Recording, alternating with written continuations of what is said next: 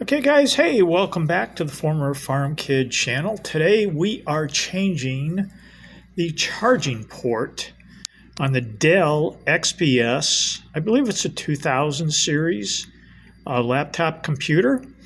The issue is that the original charging port, which looks like this, costs all of $9.95, is only held in with this one little screw, but it's also trapped by this portion right here.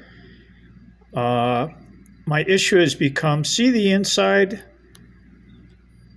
of the charging port where you can see the probes? It is no longer capturing the cable. So the cable wants to slip out. I've also been having battery charging issues. It still powers up the computer, but it is not readily charging the battery. So for $9.95, I've decided to go ahead and change it. All right, so how do we do that? There are 10 of these little tiny torx screws. And what I've attached to here is a torque driver. It is utterly the tiniest one I've ever used in my life. You can also get these torque drivers that will fit on a ratchet as well. But there are 10 of these little screws. There's one here, one there, one there, one there, another one there, another one there, another one there, another one there, another one there, and another one there. And the last one is hidden. It is not a torx screw at all. It's actually a Phillips head screw. This is a small screwdriver watch repair set. And that screw, you have to pop this cover up. There's a little place to get a screwdriver in, pop that baby up. And that screw is right down in here. Now, as it turned out, the last guy to take this back off, didn't realize that and basically broke my hole down here on the backing. It could have been me. Not really sure, to tell you the truth. So that will loosen the cover, and what you want to watch when you take the cover off is the on-off switch here has got a piece that normally goes beneath it and traps that within this area here. Again, the last person to take this off didn't realize that and broke off the bottom of this.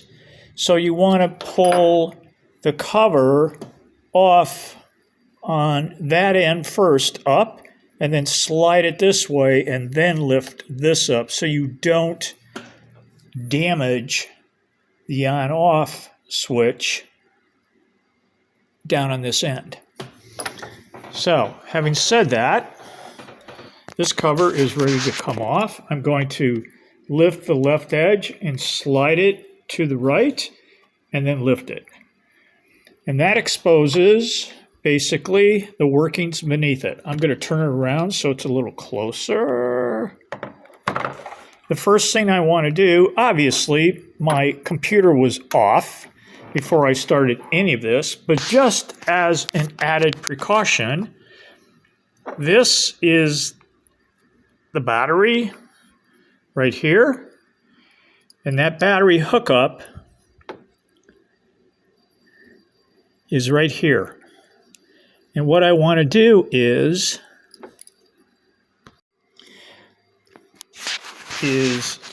pull the battery lead off of the computer. It's like unplugging the battery on your car before you go doing any electrical work on it so you don't hurt any electronics. This is the lead out of the battery. and this pulls out of this. So I've loosened mine already, and just giving it a little tug releases it. That way there's no damage of doing any shorting or anything like that. Okay, so let's go down to where the port is.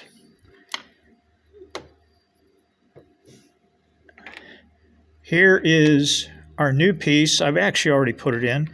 Here's the old one.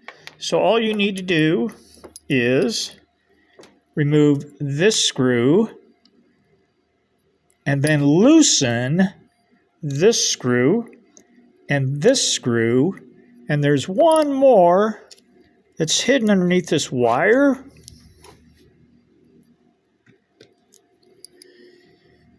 It's this screw right here. You don't need to take them off. Just go ahead and loosen them, and what that's going to do is it's going to release this hold down on whatever this thing is here. Could be some type of a transformer, not really sure. And as you can see, it's got a little bit of depth to it, and it actually sits in a recess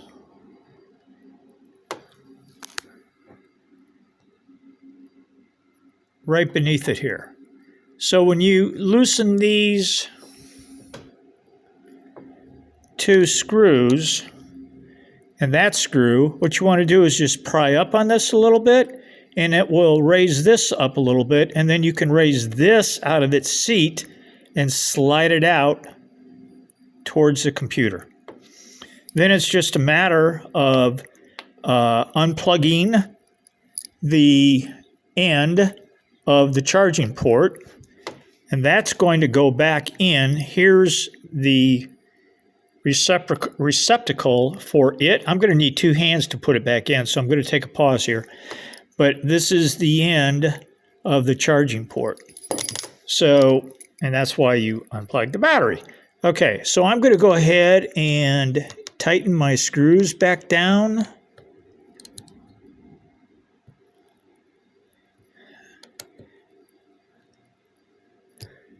They're pretty robust. They're going into steel. So there's, you got to apply a fair amount of pressure on them. And by the way, this screw here, which holds down this module, actually had a little bit of Loctite on it. My computer doesn't get all that much action, so I did not put Loctite back on it. Is that a good idea? Who knows? And this little unit here actually had a tiny bit of adhesive on the bottom of it, and I did not replace that either. I mean, there's no way for it to go anywhere. So again, I don't travel with this computer, but maybe once in a blue moon, so I did not Loctite these again. So I'm going to put it down for a sec and go ahead and plug this in and be right back. Okay, that took about a minute. And one thing I want you to notice is, it's kind of hard to see now, but right here is the end of this cable here. And when you put it in, the shiny probes should be pointing up. So this end plugs into here. And then you want to kind of just put this cable down so it doesn't, the cover will not go on if this line right here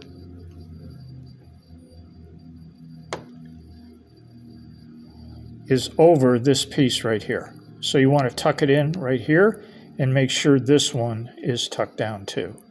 And then just go ahead and put your battery plug back on. Don't forget that. It goes on the same way as that just went on. And I'll see if I can do it on camera here with one hand.